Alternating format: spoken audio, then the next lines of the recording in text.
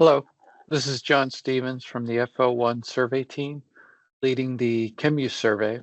In this presentation, we will discuss how to fill out the pesticide applications table in section D of the Fruit ChemUse survey. USDA uses the data from this section to document the quality and safety of U.S. food products. Additionally, please note that if you're operating within the state of California, you will not have this section on your questionnaire as this data is collected through other methods. You'll want to include all types of pesticides applied to the target crops of the operation for the time period after the 2024 harvest through the 2025 crop year. This includes custom applications of pesticides, spot treatments, applications made to only a portion of a field, and applications made by aircraft or drone. We consider the broad umbrella of pesticides to include herbicides, insecticides, fungicides, defoliants, among other types listed on your screen. This includes pesticides of biological origin, such as Bacillus thuringiensis or BT. When using the word pesticide, some operators will think we are only referring to insecticides, so make sure to state that we are after all types of chemical applications. Do not include data for fertilizers, manure, adjuvants, and surfactants. We want only to record chemical applications made to the fruit crops. We also exclude applications made to fence rows, canals, ditches, and ponds.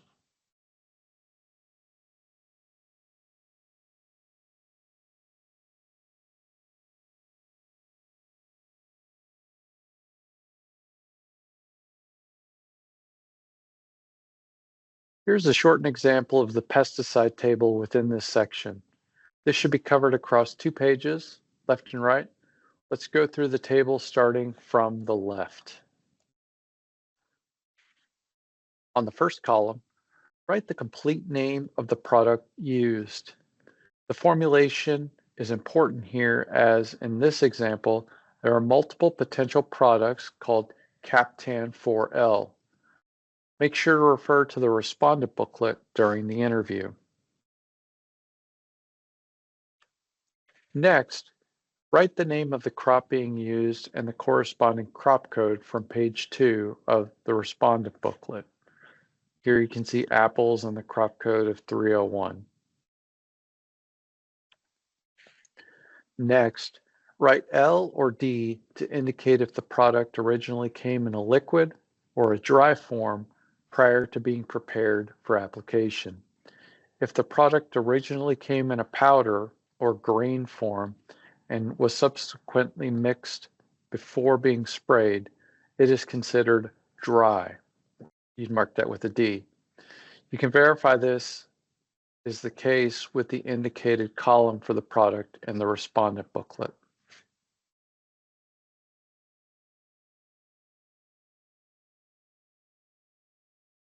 Then if the product was part of a tank mix, indicate the line number of the first product within the tank mix. This number should match for all of the products within the same tank mix. If the product was not mixed with other pesticides in the same tank as part of this spray, do not write anything in this column.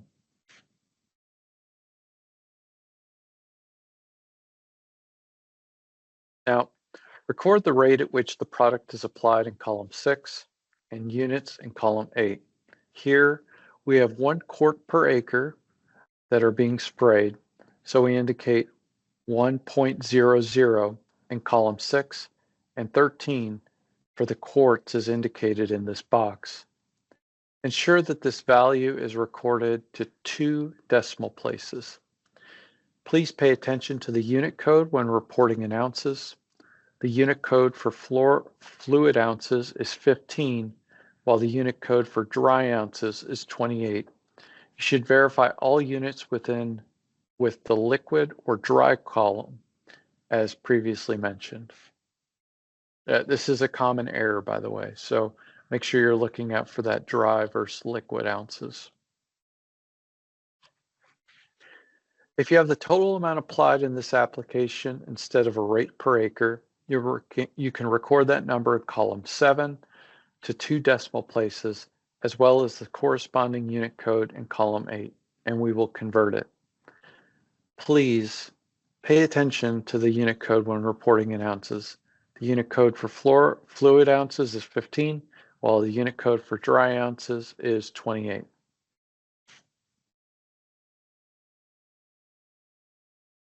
However, please do not enter a value for both columns 6 and 7 on the same row. So you do one or the other, not both. And you can even see on in between column 6 and 7, there's an or word up there. So please do not put in both 6 and 7. We then need to record the percent of coverage on column 9. Ultimately, the information will help determine the actual amount of product used, aka the effective rate, and the total acres truly covered. If the total amount of product used was reported on column 7, then enter 100% of the rows covered. When an application rate is recorded in column 6, enter the percentage covered. For an example, maybe it's 100%, 50%, 33%, 25%, etc., depending on the response. All rows, every other row, every third row, every fourth row, etc. On the last column, indicate the number of times this was applied at the same rate and same acres you've recorded. Now you've recorded the first line of the pesticides, which corresponds to one application of Captan 4L, not in a tank mix, sprayed across 6 acres of apples at a rate of 1 quart per acre.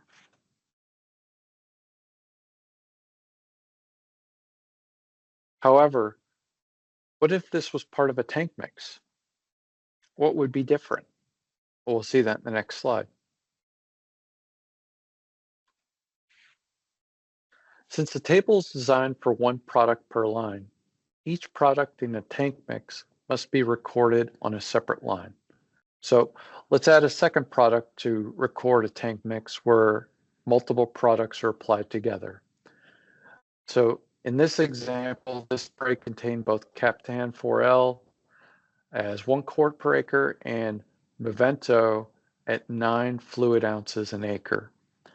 Note that for products to be in the same tank mix, they must be applied to the same crop over the same number of acres, the same number of times.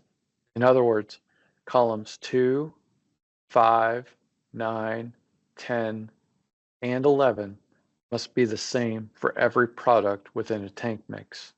So if that doesn't happen, we're going to have issues in our edit on the back end. So again, it needs columns 2, 5, 9, 10, and 11 must be the same for every product within a tank mix. Because the 2 products are in a tank mix, we write the line number of the first product in the tank mix in column 5 for all products in the tank mix.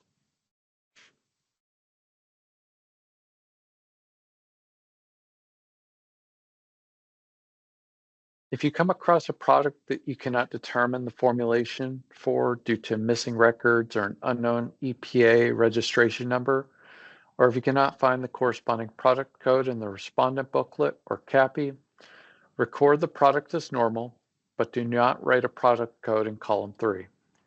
Indicate this in the table you'll find the bottom of the page below the pesticide table, as shown by this orange box on the screen corresponding to line 3. It is especially important in this scenario that you provide the full product name with the formulation in these cases. So we will do the extra research on our end to figure out if it's a legitimate product, if we need to add it to our database, things like that. So again, make sure you got the full product name in there. The crop is also important. for us to determine what that new product code is.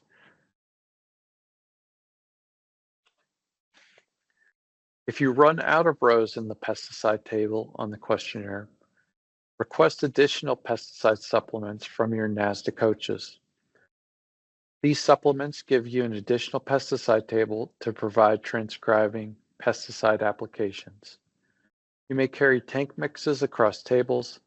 If all the products within a tank mix do not fit on the same table, they may be carried over to an additional table.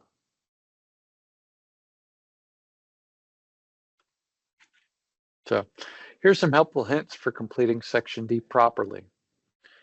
Restricted use products have record-keeping requirements. The respondent should have records that can be used to report pesticide applications. Do not record the volume of the spray that was applied to the field, as the product is often mixed into tanks of varying sizes. Rather, record the amount of the actual product that is being applied. For example, if you see a product that is seen to be applied at 100 gallons per acre, that is likely the spray volume and not the amount of product that is being used. Make sure to verify if the product is a liquid or in a dry state when it was purchased rather than how it was applied. It is very important to obtain the chemical product name as well as the formulation from the operator to ensure that the correct product code is recorded. If you cannot determine the product or formulation being used for the operator's records, try to find an EPA registration number of the product.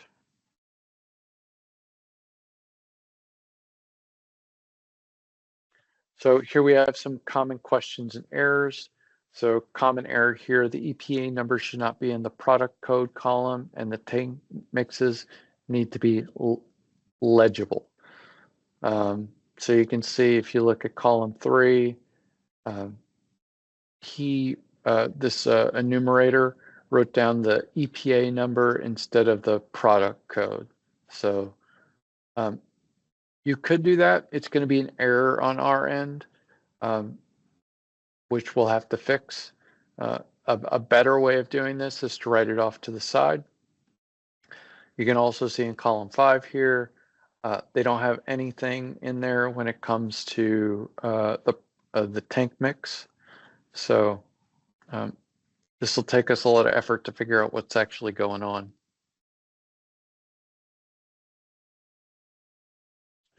Another common error, EPA numbers should not be in the product code column, which we talked about in the previous slide. Tank mix column should be reported for applicable rows. So you can see there's a lot of stuff going on here. In column 3, all these are EPA numbers until you get down to, it looks like line 9 and 10. Those actually are product code numbers, but above that, it's all EPA numbers. So we really can't, we'll have to do a lot of research for that. If you write it off to the left, that's better. Another thing you can see in column 5, right there at the top there, they've got a 1 written, but they leave everything else blank below that. So I'm not sure what mix this is happening. Like, did line 1 go with multiple lines under this? What actually was sprayed together? So if, for example, line 1, 2, and 3 were together in a tank mix, I'd expect that number 1 written in column 5 in row 1, row 2, and row 3. They should all have that 1 there indicated instead of just 1 in row 1. If you have additional questions about issues like this, talk with your coach and talk with your manager.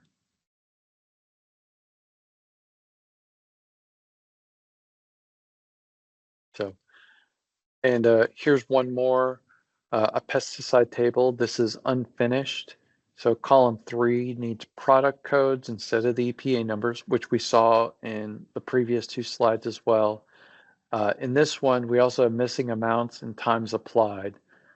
So there is not a lot I'll be able to do with this when I'm editing in the back end if I don't know what the rate is for application. So please try to get as much information as possible. And I think that's it for this section. Please continue on to the next video. Thank you for the help on this. We appreciate it, and we'll see you soon.